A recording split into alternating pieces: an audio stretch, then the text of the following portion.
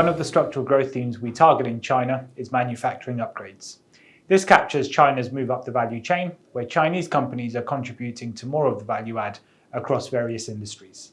In the 1990s, a typical Chinese company was essentially a contract manufacturer with little to no input into the design of products. Today, more Chinese companies own the intellectual property themselves, allowing them to both design and make goods for use domestically and abroad. In terms of giving exposure to China's manufacturing upgrades, one company we like is Shenzhen Inovance Technology.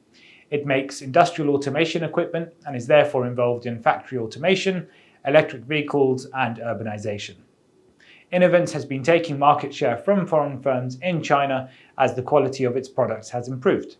It has also benefited from the import substitution trend, where China is reducing its reliance on imported products.